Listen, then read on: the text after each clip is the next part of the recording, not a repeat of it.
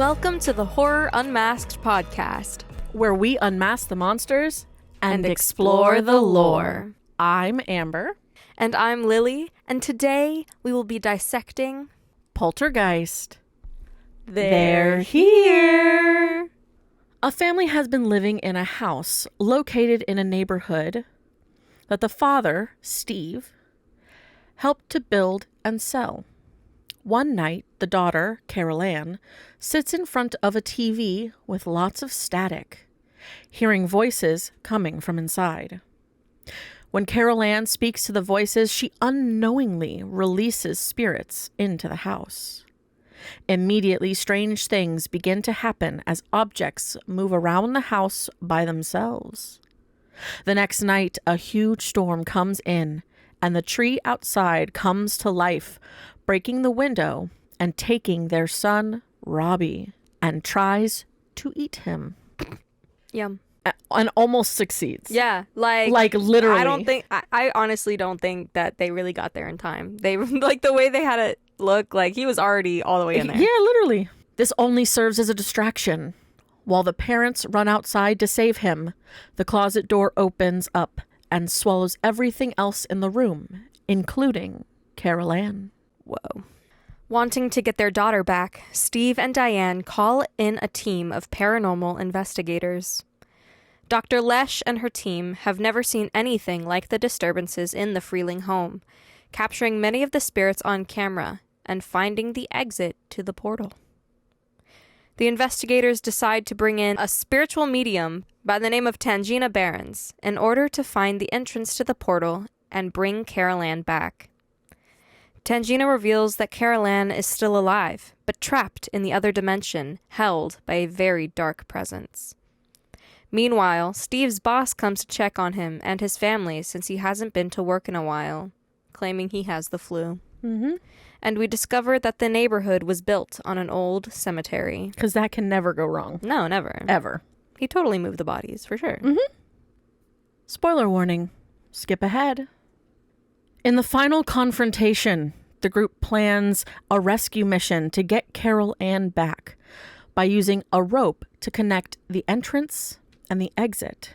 Diane manages to get Carol Ann back, and Tangina claims the house has been cleansed. After the rescue mission, the family decides to move out of the house, and everything seems calm again. The final night, while Steve is at work, the rest of the family falls asleep. Diane is suddenly attacked in her sleep by an unseen force, while her two children are being sucked into the portal once again. There's a third, but she's not really. Yeah. She's gone most of the time. Mm-hmm. Diane escapes and tries to get to her children, but finds the door is locked. She runs outside for help and falls into the empty pool, now filled with corpses. Steve comes home and helps his family as Steve's boss also shows up, revealing he never moved the bodies from the cemetery before building the whole neighborhood. The family manages to escape to a hotel as the entire house is swallowed into the portal. The end. Yeah, no. This whole movie's a fucking wild ride. No, yeah, I literally had no idea what to expect the entire time. Because this was your first time watching it. Yes. This is like my second or third or something like that. Okay. I know I've seen it a couple times, but man, sometimes you forget how much of a fucking wild ride that this movie takes you on. Mm-hmm. Your dad was right when he said that once it goes up, it just kind of boom. stays. Yeah. Stays chaotic. Yeah. It dips sometimes. Yeah. But for the most part. Yeah. So this movie was released June 4th, 1982. So almost exactly to the day 42 years ago? Roughly, yeah. Whoa. Directed by Tobe Hooper. Mm-hmm. Story by Steven Spielberg. Yep. Distributed by Metro-Goldwyn-Mayer. MGM. Mm-hmm. Warner Brothers Pictures, United Artists, Turner Entertainment, and Filmflex. Lots and lots of people. Mm-hmm. Now, I have their budget, which was $10.7 million. Yeah. What was their box office? $121.7 million. Which is not bad. No, that's really not good. bad. Especially, it was also like the height of that shit. Yeah. Like, it was really kind of groundbreaking the way that they did it. Yeah, so. like it came out early 80s, so they did a lot of stuff for yeah. that time. But it's a 2-hour movie, exactly. And it got an 88% on Rotten Tomatoes. So I would agree with. I'm not surprised that that's what they got.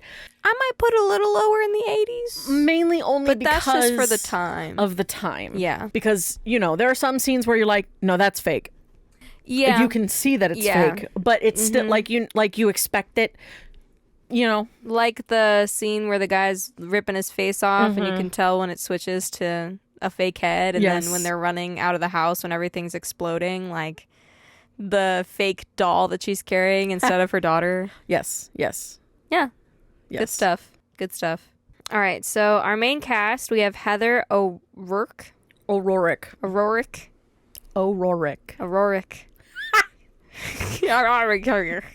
He's eating that last name. As Carol Ann. We have Jo Beth Williams as Diane. Craig T. Nelson as Steve. Oliver Robbins as Robbie. And then I put Beatrice Straight for Dr. Lesh, and then Zelda Rubinstein as Tangina. Yeah. So those were like the main people who I had mentioned. Dominique Dune, which was Dana. Yeah, the but other like daughter. She really wasn't there. No. But hey, nice for trying. Yeah. Like participation award. Yeah. She was in the beginning and then she was in the end. She was a little bit there in the middle, but like, not really. Not really. She was just kind of like a quiet panicker. Yeah. That's about it. Yep. Most of the time she stayed at friends' houses, I guess. And I'm like... Or her boyfriend, because you see that big-ass higgy on her neck at the end. Oh, yeah. Mm-hmm. Yep. Alrighty. You want to go first? Me go first? Go ahead. Alrighty. So, shortly after the film released in 1982, the team that was behind Poltergeist distributed a short on how the movie and the practical effects were actually made. Oh, okay. Yeah. I need to know these things in advance so I can watch them. So they revealed the entire rooms were built and placed on a mechanism that spun. Yeah, that's what I figured. Because, with the director strapped into a chair. So just like... at Elm Street, yeah. And then this particular practical effect was used in the scene where Diane Freeling is dragged across the walls and the ceiling of her bedroom. This mechanism was created to flawlessly capture the scene in one fluid take. That makes it appear effortless and leaves the viewer in disbelief of how it was even possible to capture it on film. Now, obviously, we've already talked about other films that, specifically Nightmare on Elm Street, about the rotating rooms. This one I think is a lot safer probably than the fucking one that they had. Yeah. No electrical outages or no or no electrocutions or people spinning forever and just hanging there. No. Okay, well that's good. Yeah. And nearly every scene in the film features a practical effect, some of which include the large scale version of Carol Ann's bedroom portal, right? The hole in the ceiling in the living room, and the tree that attacks Robbie. Yeah. So the team went above and beyond in order to capture the severity of the poltergeist attacks on the family, which they did. There's a lot of crazy fucking shit going on in this goddamn movie. Every single scene is like, what is happening right now? Yeah. The outside of the Freeling house was a new build in California, but scenes inside the house took place on a soundstage. The crew built entire rooms that rotated along with practical horrors like the monstrous tree and everything. So the lights in Poltergeist is a character itself. So the light that we see that like starts to glow and everything.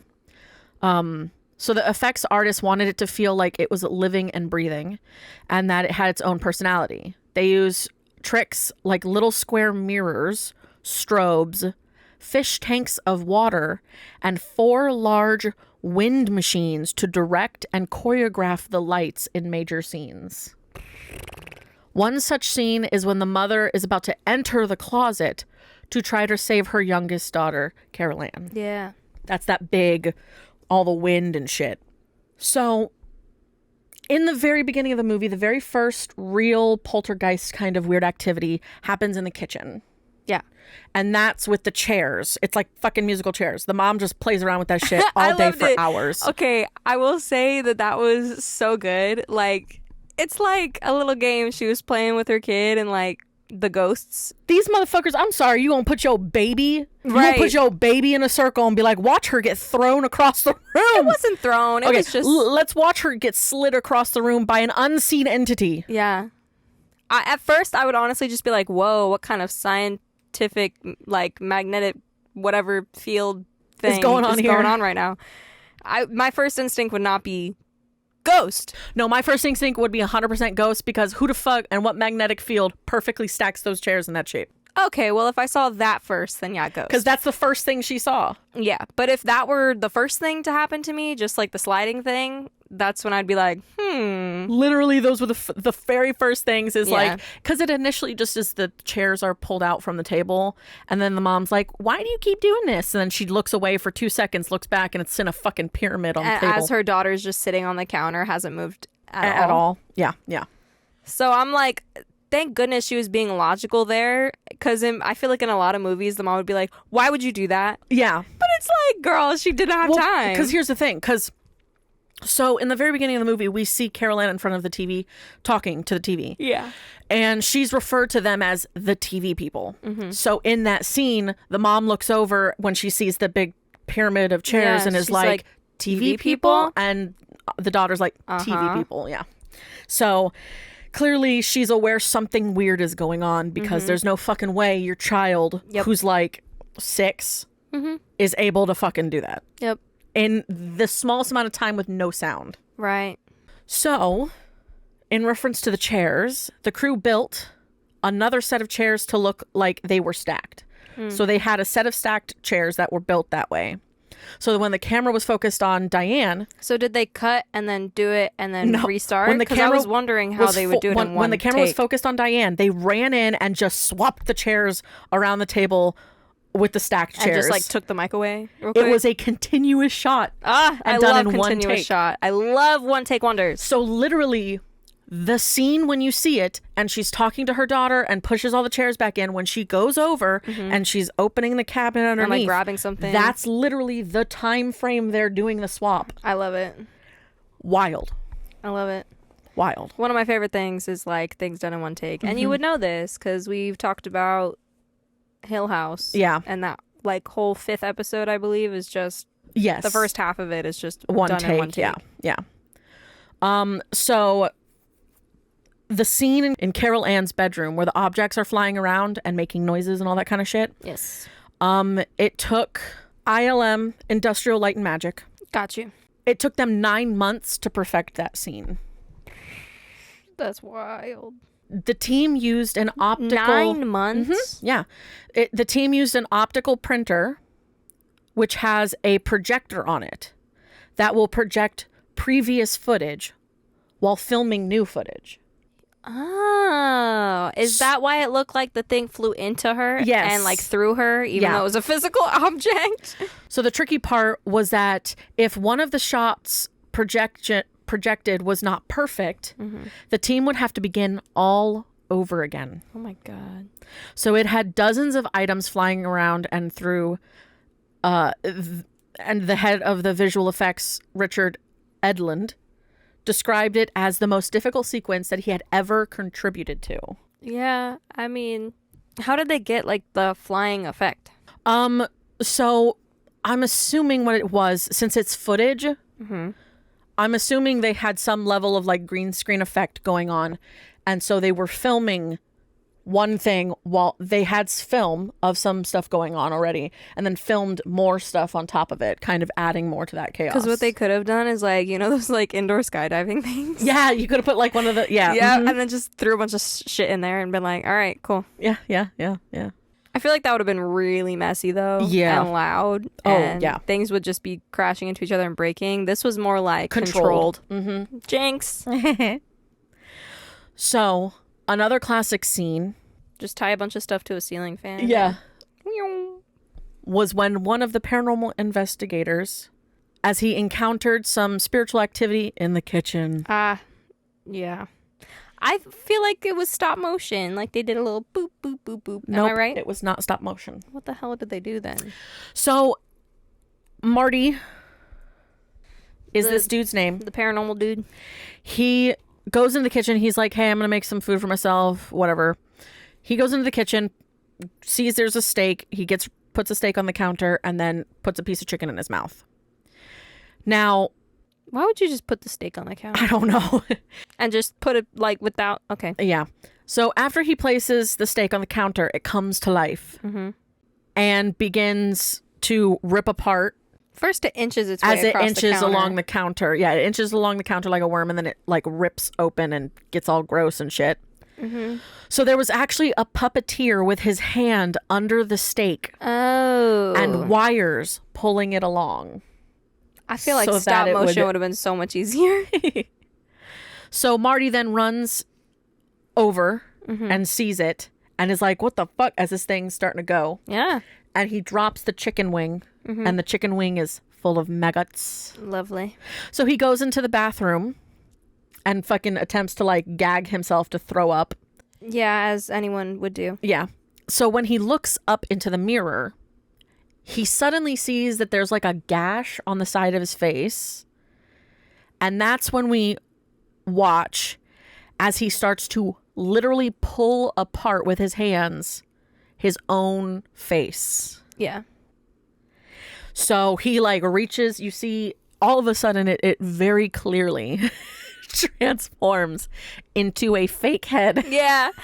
Yeah. Sitting there as there's hands ripping this flesh off of like a skull and everything. Because it, like, I feel like I wouldn't have noticed it as much if they didn't swap it so soon. Yeah. But I guess in the 80s when you didn't have HD, it didn't matter as much. Exactly. But also, the hands that were pulling the face apart were actually Steven Spielberg's hands. Ah. So Spielberg was the one that was ripping apart the face. Okay, actor. Yeah.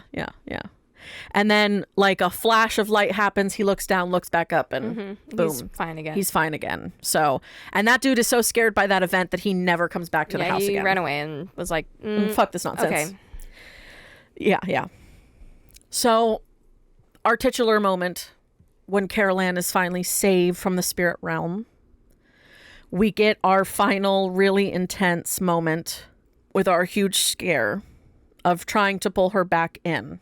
This final attempt manifested as an enormous esophagus that begins to try to consume the family into it.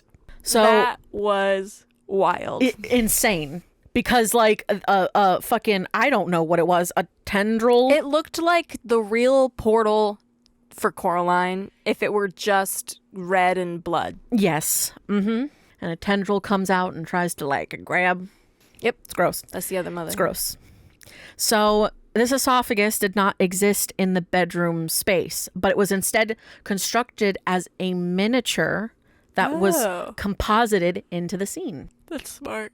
So then you don't have to build it as large. Because nobody was actually going into it. So it's not like they had to. So it worked out that it was a composite scene. So long after the filming of that sequence, it's in the whole process of that happening because initially the door's locked and can't get inside, and she's trying to find some way to get help for her kids, and she goes outside to like scream for the neighbors. While it's pouring rain. I don't understand how they heard her at all. Neither do I. And she falls into the pool. And skeletons come up, and it's the dead rising to be like, fuck you. And like there's, how dare you build on top of my grave. And there's like coffins that are like popping out of the ground. They're not just all popping over. They are literally like exploding from the earth. Yeah. And they're opening and all this kind of stuff, and there's some crazy shit going on. So in that scene, so they had 4 different like stages at MGM for like the pool and everything. Yeah. Because you had these enormous sets and you had this kind of story that may or may not make sense, depending on how they did it. They actually made the mud with peat. It's kind of like a sawdusty kind of material. And what's crazy is that the peat actually began to stink after about a day. Oh. It began to smell like dog poop. No. So it was really gross to be in. And neither Williams nor Nelson spoke about eerie feelings and supernatural happenings on the set. So they were more unsettled by tangible dangers, like the array of electricity that rimmed the pool full of the corpses. Pardon? Yeah. So because they had to light it. It was, of course, surrounded by lights and surrounded by giant fans called Ritters, which are about 16 feet in diameter. And when she had to get into the pool, she was very scared because she was nervous about the electricity in the water, like that being so close together. If she knew about something else, she wouldn't have worried about yeah the electricity. And because here's the thing, because she had images of one of those fans or the lights falling into it and being electrocuted.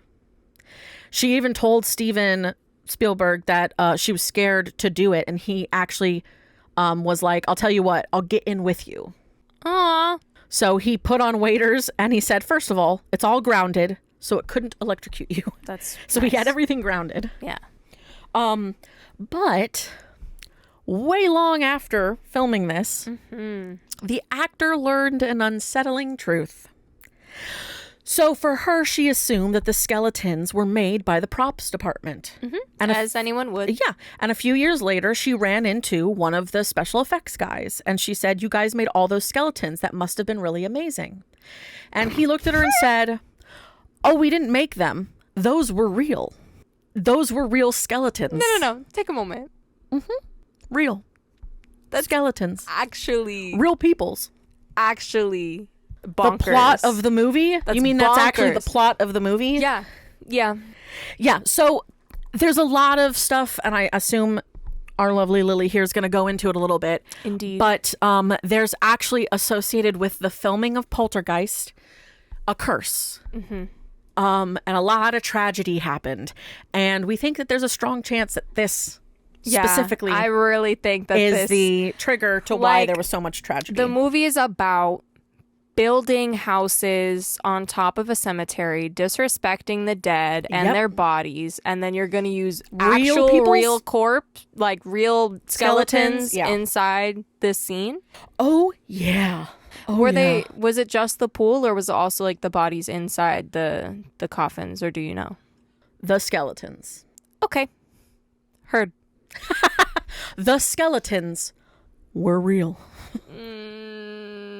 Were real. A couple of them look kind of funny, so I was like, nah, those are the fake ones. So there were not, I guess. No. Oh, dear Lord. Yep. Because they dressed them, they added shit onto them. Yeah. Oh yeah. So the climactic end of the thing, the very last thing that you see happen. Oh, with everything exploding in the neighborhood and the house going. What did you call it? What did you call it?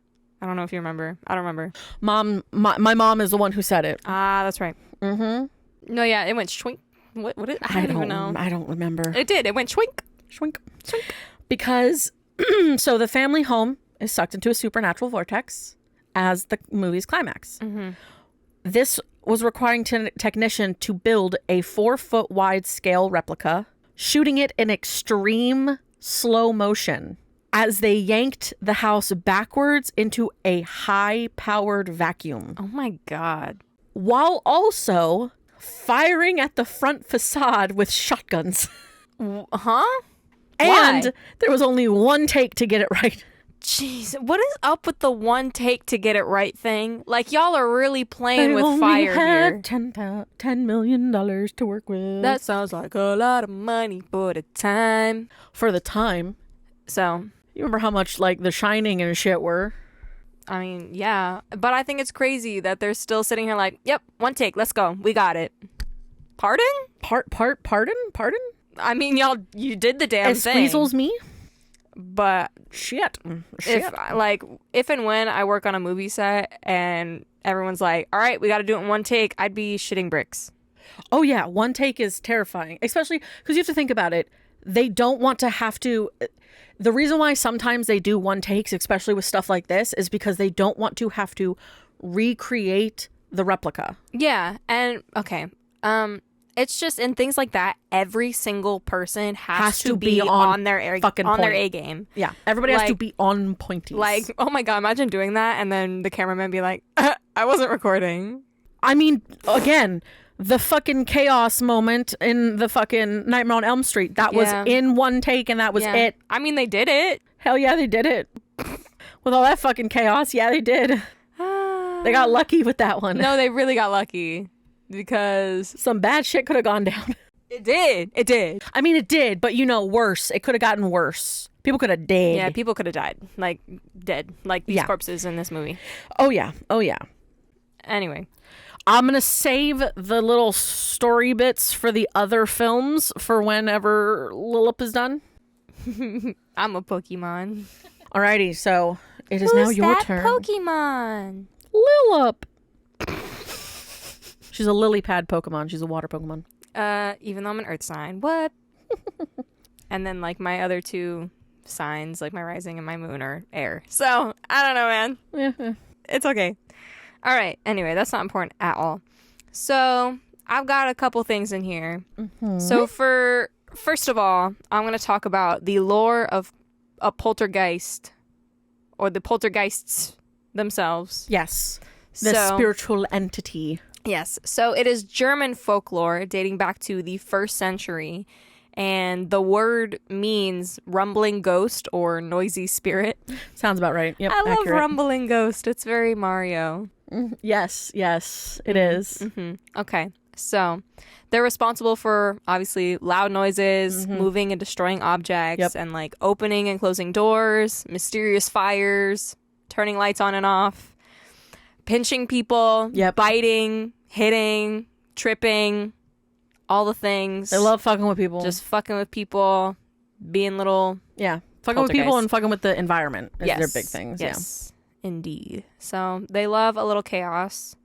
Some parapsychologists see poltergeists as a type of ghost or supernatural entity, which are responsible for physical and psychological disturbances. Yeah.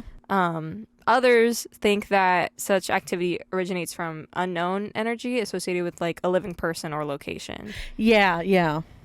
So, also a little boop on the nose. A little boop. They prefer women to men. Yeah. So they like fucking with women more. Do you have more on the poltergeist? No. Okay. I can explain that a little bit. Yeah. Okay. So I've got an alternative side of poltergeists. Yes. That is also referred to and seen. And it does have to do with women. And especially young girls. So I like anime. What? So obviously I've seen some supernatural based animes. There's been an association, and it's not just in Japan, it's in multiple places over the world, including I think even in America. It's kind of got adopted as part of it, that when a girl hits puberty and their emotions start to run wild, they can manifest a poltergeist that's connected to them. Oh, so that's where that like unknown energy associated with a person, and specifically why why it would be connected more with women than men is because it's considered. There was one anime that I had watched called Ghost Hunt. And one of the episodes was about a girl, like they were going around a school essentially. Trying to discover like what was going on, why were people dying, why was this going on. And one of the girls that was with them was one of the students, and she was the one who was the manifester of the poltergeist. Because of when a girl is reached puberty and is going through that, their emotions are so heightened that they through all of it, they actually create a poltergeist that's connected to them that starts injuring or doing crazy shit around them. Yeah.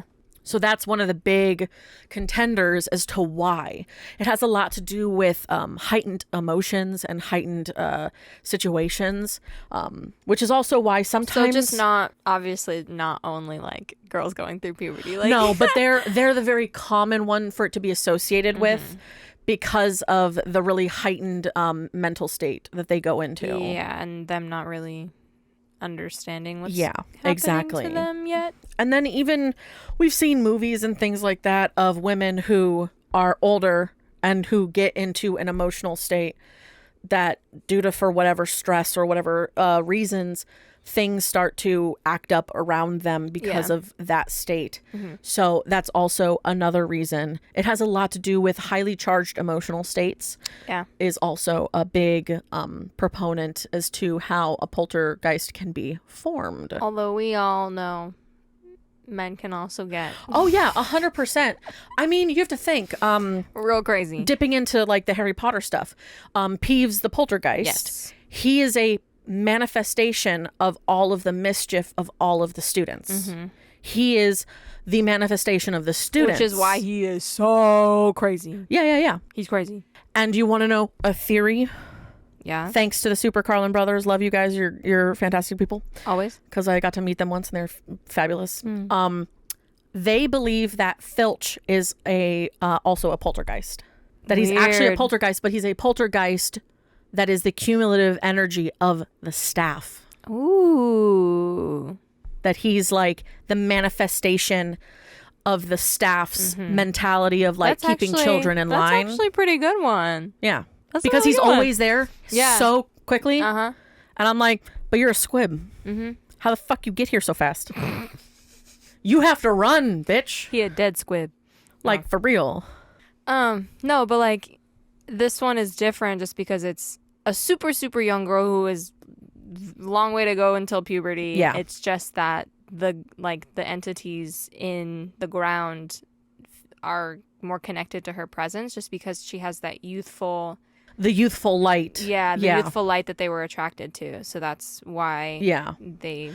Less of a attraction to her because of like her emotional lifespan, state and more of her like, which we've kind of talked about, the idea that she might have a shine. Yes. Yeah.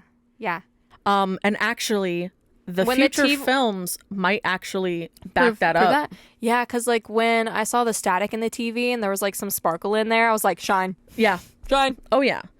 And the fact that they referred to her as having this light to her. Yep. And that they were attracted. Yeah. The biggest thing that they stated is because she has this kind of youthful shine to her and to her soul, it is distracting the spirits from moving on to the actual light. And that's why they're stuck there. Yeah. Instead of being able to get out and get away, they're stuck with being, around her instead. But they also want her light because it's life. Correct. And they think like... Yeah. They don't really realize that they're dead. Yes, they do not realize that they are dead. Now, so she's like the closest thing to life that they have to latch on to. Yeah. So I have something that's in here. Oh, I'm not done. Are you talking about... No. I have something that's in here that kind of talks about the light, but it matches up with one of the other films. Okay. So you're going to talk about... So I will talk about that little section when we get to it. Okay. Because there's a creature in the Poltergeist movie. There is a creature like that the mom gets kind of like a beastie white skeletally thingy that comes at her. Oh yeah. So there's an explanation as to what that is in one of the other films. Okay. So I'll be able to get a little bit into that and like why Carol Ann was targeted and all that kind of stuff. So yeah. So now I'm going to talk about the Poltergeist curse. So the Poltergeist curse, it's not just like the deaths of multiple actors on set. It's just like the many things that also happened on set while they were filming that were kind of odd and out of place. But first, I'm going to talk about the deaths. So first we have Dominique Dune, who is Dana Freeling. She is the daughter that kind of wasn't really there in the whole film. I mean, neither was Dana. Yeah. But she was just no, not Dana. Carol Ann. Carol Ann. Yeah. Carol Ann wasn't in it either, but that's just because she was in the literal in the portal. Portal. Yeah. But Dana was just at other people's houses. This one is sad. So yeah, this one is very, very, very tragic. So she plays the eldest daughter. Yeah. In Poltergeist. So right after this movie came out, in October. So yeah, like October. a few 4 months after the movie came out. She was strangled by her ex-boyfriend, John Sweeney.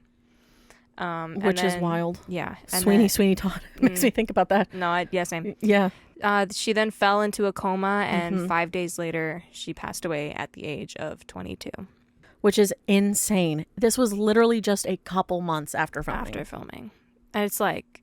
Damn. Yeah. And that's such a absolutely horrific terrifying, way. especially because in the movie... There are guys getting... It's not even just that in the movie. She's actively going to her boyfriend's house to get away from the terror. Obviously it's not the same boyfriend, but it's the idea, the irony of it. That she's going to the boyfriend for safety. Yeah. And then in reality, she ends up getting killed by her real boyfriend. Ugh. I hate men. Which is wild. Not all men though, but The ones that are dickheads. Yeah. We then have another really, really upsetting death by Heather O'Rourke, who is Carol Ann, the youngest daughter. Yeah. She was in all 3 Poltergeist films. Yes. And then died in February of 1988 when she was only 12. Yep. She was misdiagnosed with Crohn's disease. Yeah. And later died from complications due to congenital intestinal stenosis, which led her to have septic shock and then cardiac arrest. Which is fucking terrifying. As a child, she went through all of that. As a 12-year-old. And it was really, it was her death that really solidified the myth of the curse, because she's the main character. Yeah, she's the main, the one they're trying to save the entire time, and she's the one who brings the poltergeist into. And she died only shortly after the last movie. Before the release of the third film. Shortly before. It's crazy. Yeah.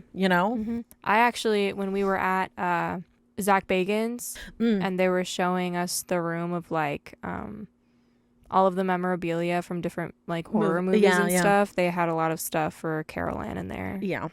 Or Heather. Yeah. It was really sad. There's a couple more. We have Julian Beck, who is in Poltergeist 2. He's Reverend Kane. Yes. So in September of 1985, before the second film was released, he also passed away from stomach cancer. Wow. However, he was diagnosed before he got the role. Gotcha. But it was still crazy that, again, he died before literally the release, right before it released. just like Heather in the third movie. Literally one after another. Yeah.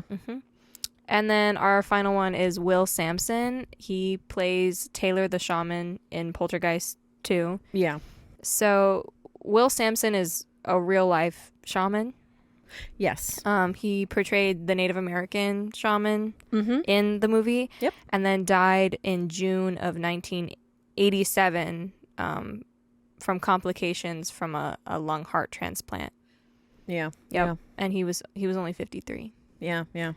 So, that's wild. But being a real life shaman, obviously there's I'm going to talk about everything else that happened on the set, but with everything, being a real life shaman, he attempted to counteract the curse. Yeah. And performed an exorcism on the set of Poltergeist 2, but obviously despite his efforts, the curse persisted. Yeah, especially because he died a year after that. Yeah, literally. And the thing is both Will Sampson and Julian Beck, both of theirs had to do with their physical bodies having some form of a complication. Yeah. Which is, and even for Heather, it was all body, physical body related things that were like going illnesses on. instead of.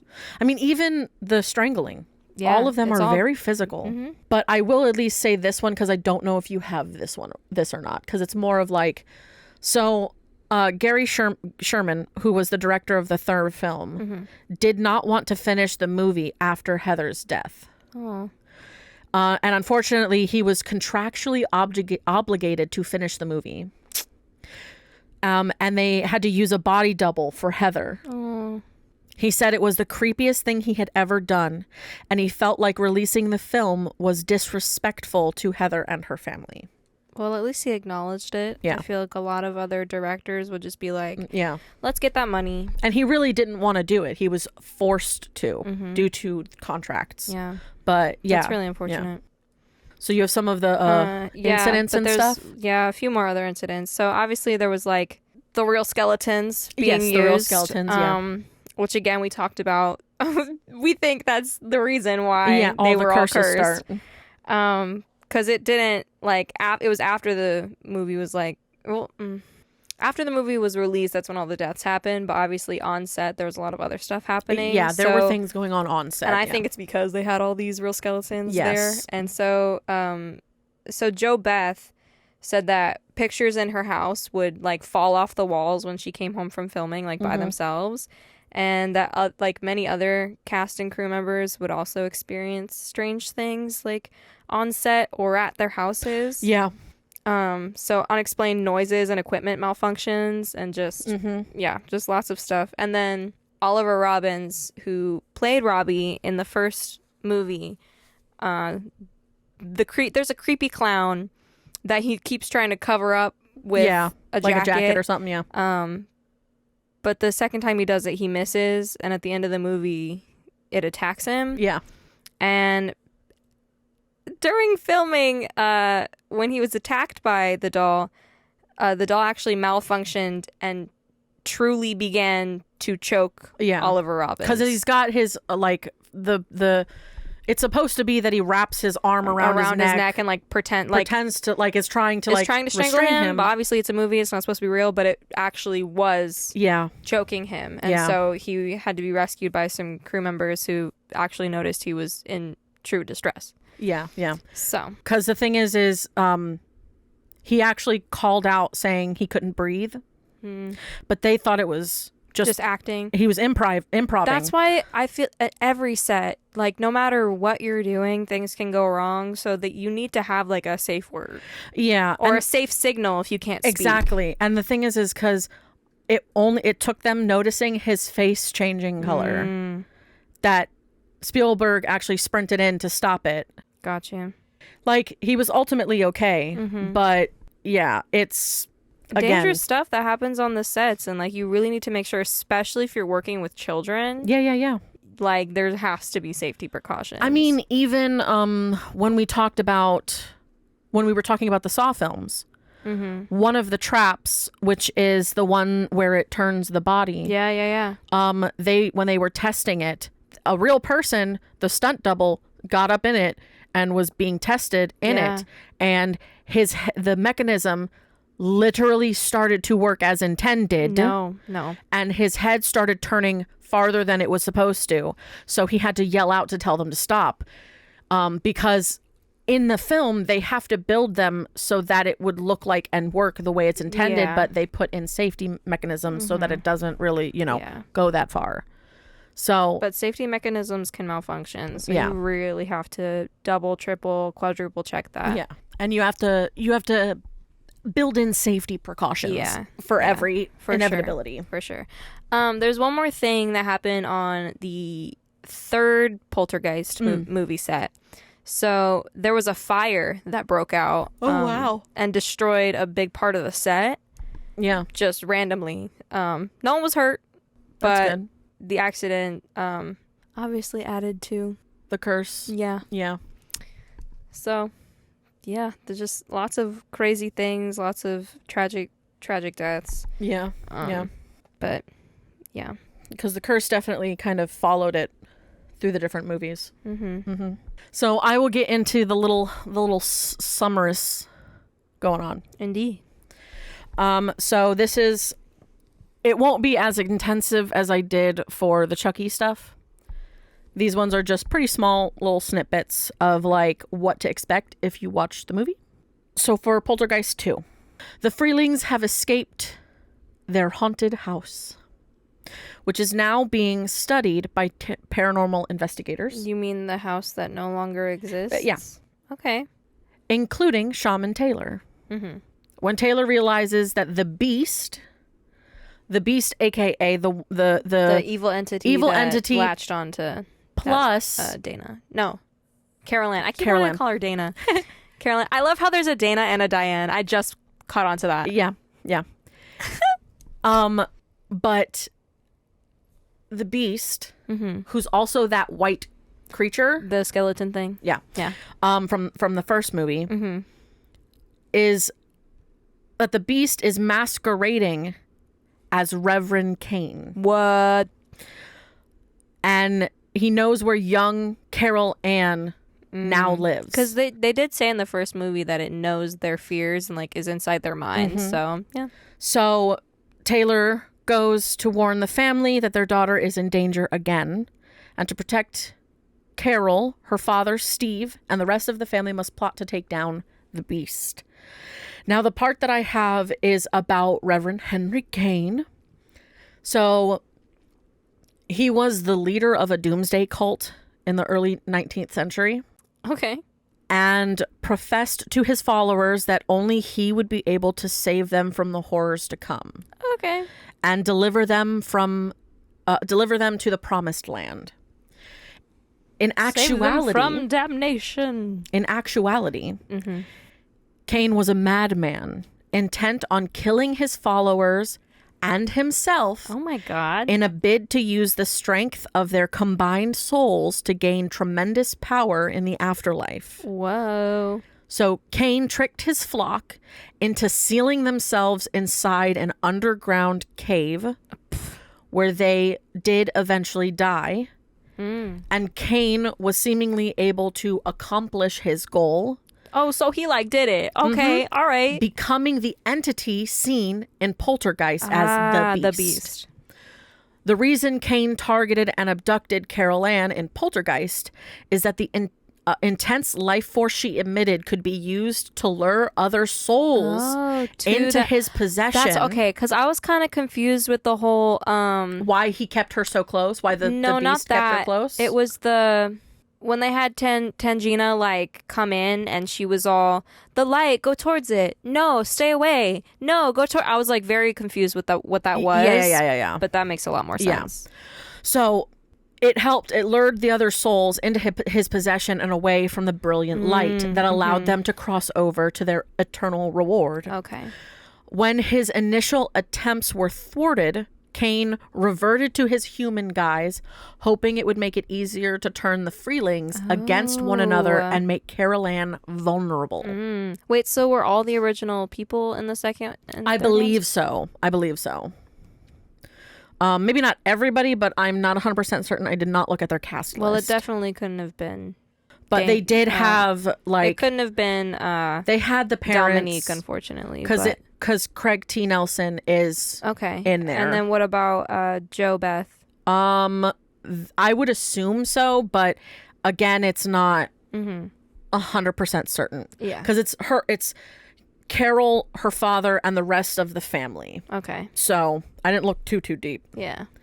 And then Poltergeist 3, psychically attuned youngster Carol Ann is sent to live in Chicago with her Uncle Bruce and Aunt Pat. But that doesn't mean that she's escaped the apparitions that have haunted her in the past. When she starts experiencing terrifying visions, her school psychologist believes that they're figments of her imagination.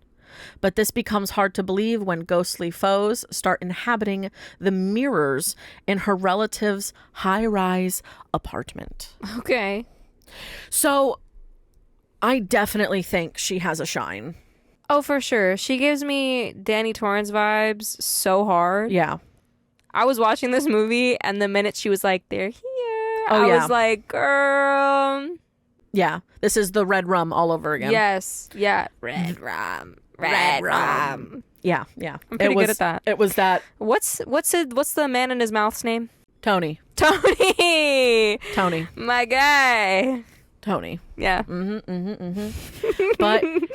But yeah, those are the other films. Because the thing is she's never not being haunted. Yeah. By shit. Because so she definitely has some shine. And the big thing is that, again, from the first movie to the second movie explains what the beast is in the first movie. So, and that big old skeletal being, big old white skeletal being came throughout the closet was the beast. Yeah. So I love it when horror movies call the big bad the beast. I just think it's so terrifying. Yeah, because like in Split. Oh my god. Oh jeez. The fact that the personality is called the Beast.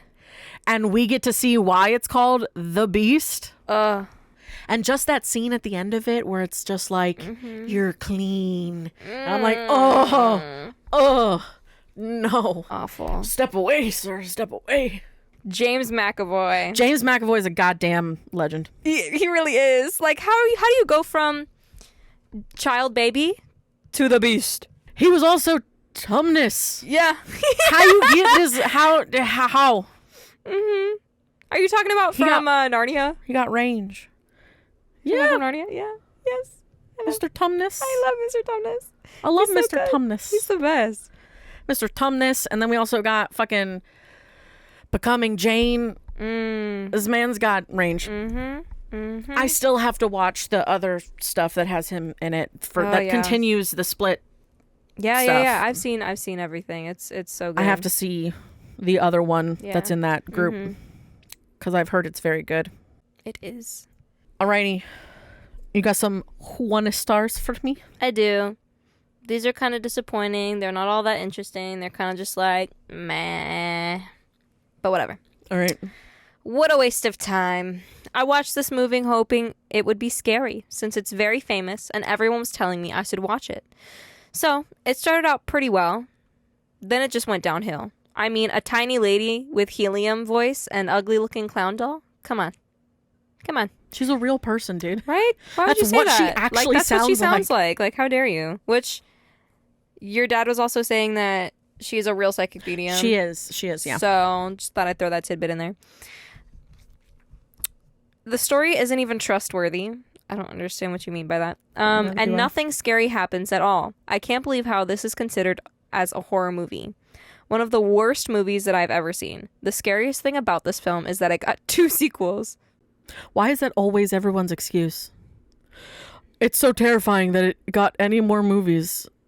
I don't know, because it was popular? Yeah, no, because then he continues to go, that just gives me the creeps considered how crappy this movie was. I give it 1 out of 10. But if I were able to give it 0 out of 10, believe me, I would. My advice, if time is precious, then you stay away from this garbage.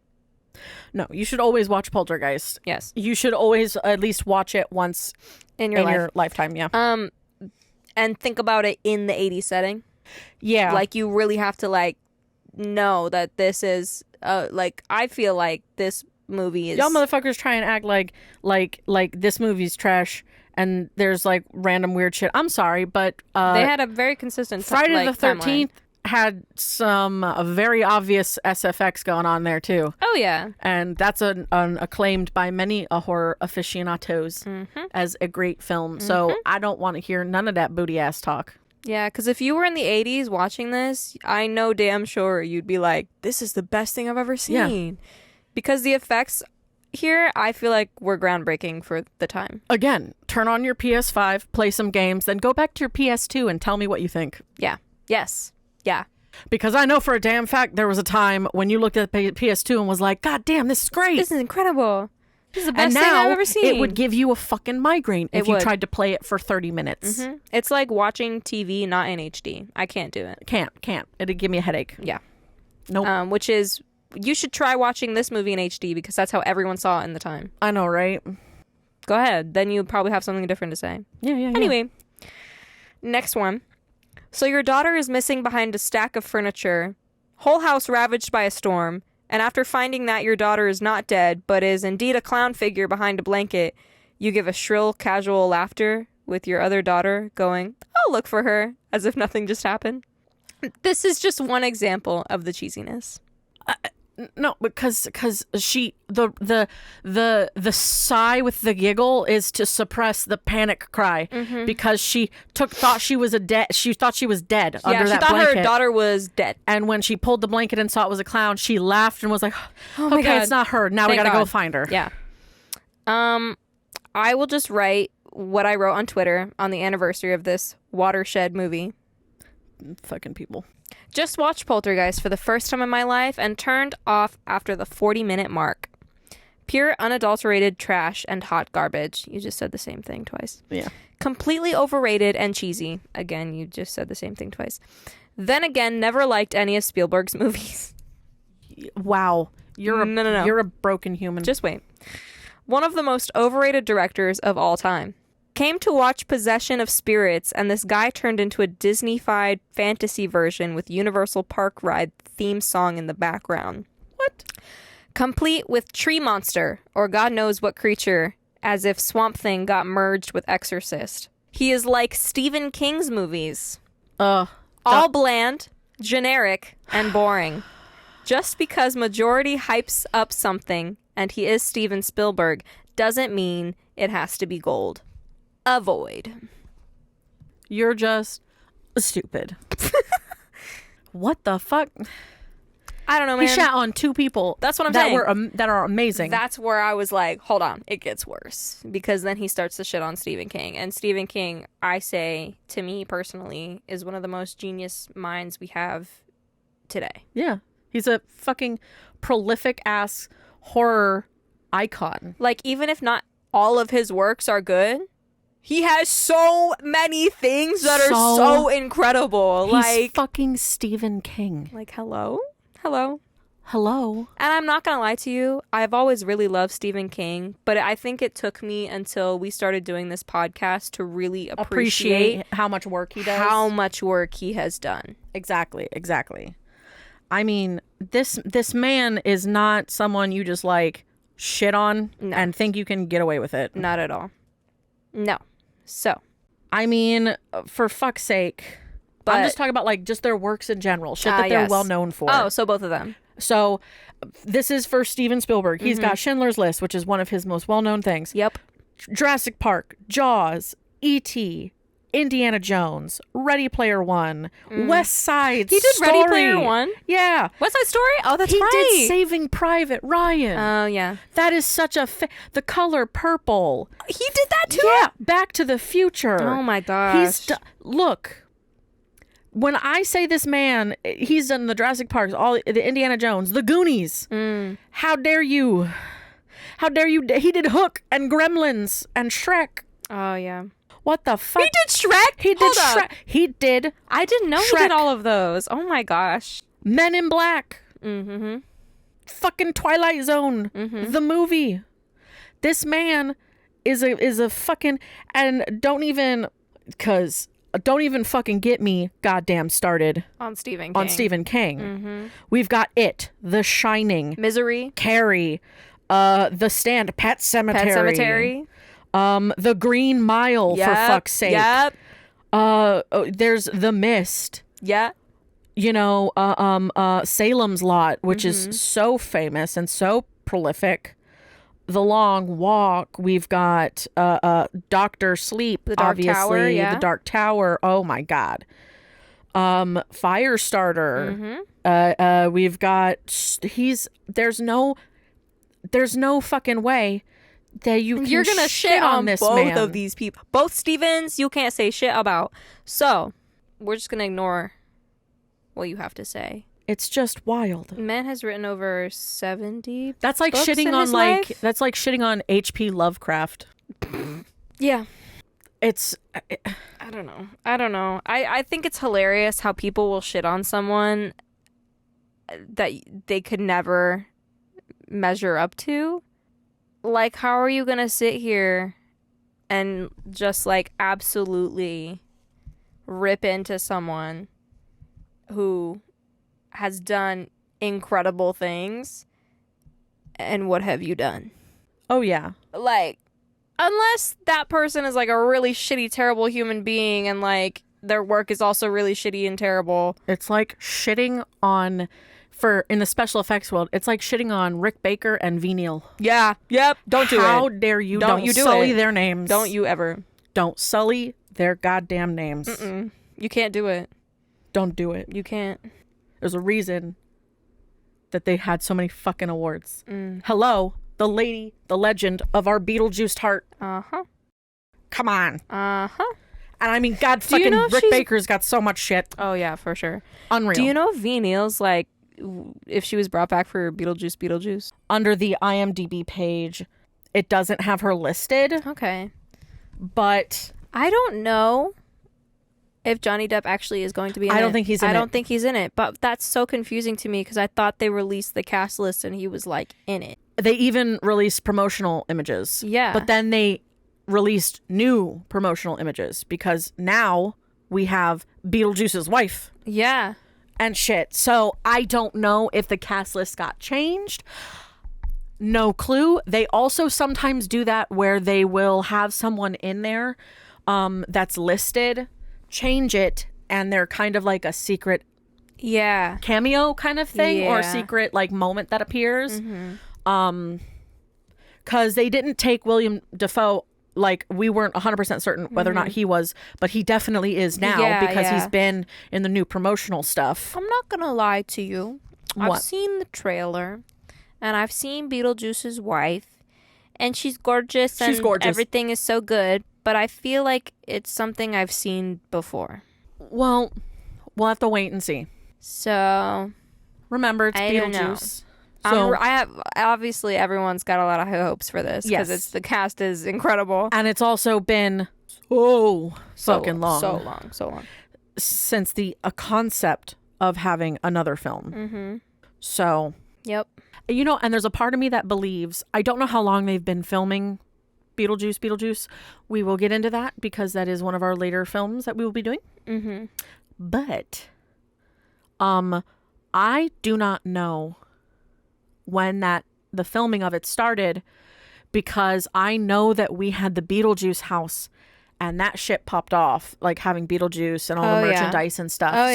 I don't know if that was the tipping point that hit them and been like, oh, we need to make a new movie because and also all the popularity of the stage play, having all of the like people doing all the videos and stuff. The musical. With the soundtrack of people doing little skits and stuff like that with that music. So there's a strong chance that that's part of the reason why it came back. Yeah, I really hope they'll bring like a Beetlejuice house back. I love it. Because that merch was absolutely amazing. Yeah. And I love it. Yeah. And I want more. Yeah. And I want to get a shirt for my dad so bad. Because there's a strong chance, I mean, we've all thought that there might be one for even this year. That there could be a chance that there might be a Beetlejuice because they might. Because here's the thing. Because even fucking last year when they did The Exorcist Believer, the movie hadn't come out yet. Right. When HHN was already on. So. But isn't the movie coming out like before HHN this year? Wait, when is it? So that first weekend that we're going in September, it literally comes out the 6th. Oh, so. And we go on the 7th. So then it'll be a couple weeks into, because it starts. It'll be like a week into HHN. Yeah, it'll be a week into HHN that so I don't know if that's something that they're gonna do, but it's a possibility. Yeah. Knowing what they did with Exorcist Believer, since they were willing to put a house. Didn't they also? No, they didn't do it. It was it was the one where they swapped bodies, the serial killer and the girl. Freaky. Yeah, Freaky. Because I don't think that movie had come out yet. It did. When they did the Blumhouse. With Black Phone and Freaky, that had already come out at that point. Okay, but I think that they could do a similar thing like what they did. Because I know there was a movie that they did that hadn't released yet, unless I'm losing my mind. I don't know. And you could be thinking about The Exorcist Believer, maybe because there's two people who, But yeah, because I was like. Oh, that's strange. They haven't come out with it yet. That's some sick promotion. I mean, it got us real good. Oh, yeah. It got us real good. That was a terrifying house. To be sure. Especially the fact that we hadn't seen the movie yet. Oh, yeah. And it convinced us to go watch the movie. And then we were crying at the end. Yeah. Lovely. Yeah. Anyway, that's so off topic from Poltergeist. Yeah. We're just, can you tell we're looking forward to Halloween Horrors? What?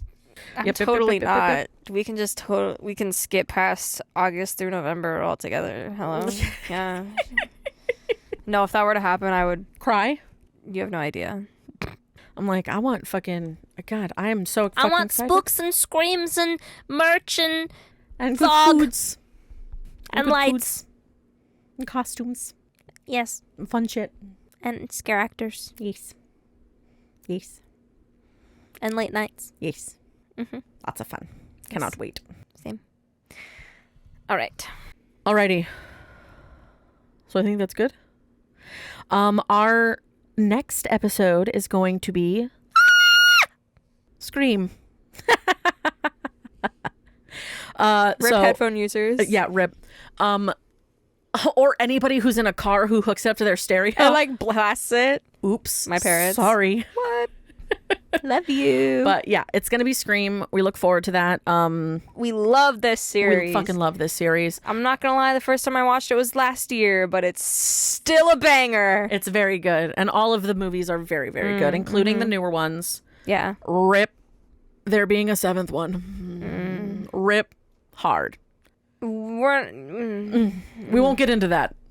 We'll stay on the positive side of things. Anyway. Yeah. Even though people with a platform should be talking about things like that. Yes. In my opinion. Yes. We don't and have I agree. one of those yet. So. Yeah.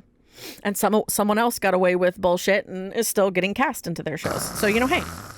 The more I think about it, just the It pisses more you off angry more? I Mhm. get. Yeah. And the Yeah. more I'm like, they can write him out. Yeah. They could write him out easily. Easy. He's not needed. Episode 1, gone. Yep. Bye. He's just a user. Just be like, oh no, he have Vecna suck him back in because he was always attached to the Upside Down. All right, done.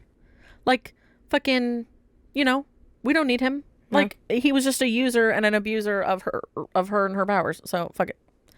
Gone. Bye. Gone. Not necessary anymore. But a Saw 7? Fuck yeah, let's go. Saw? You mean Scream? No. Scream. Yes. Scream. Oh my God. Oh, Scream. Scream 7. Yes. Yeah. Let's go. Mm-hmm. Would love. Yeah. Alrighty. Because there's such a difference between speaking up against something. Yes. And then being a supporter of bad shit. Yeah. Mm-hmm. Anyway. If you don't know what we're talking about, look it up. Do some research. And if you're not pissed as well, go evaluate your life. Thanks. Alrighty. So you can send us an email at horrorunmasked@gmail.com. Let us know some of your favorite movies. If there's any movies that you would like us to review, totally let us know. If you've had any spooky encounters with shit or had weird occurrences happen in your house. I go gaga for ghost stories. Yes. Ghost stories. The spookums stories are fantastic. Rate, comment, subscribe, 5 stars, like us. Only 5 stars allowed. Fantasticals. Spread us out there like butter. Like melted butter. Yee.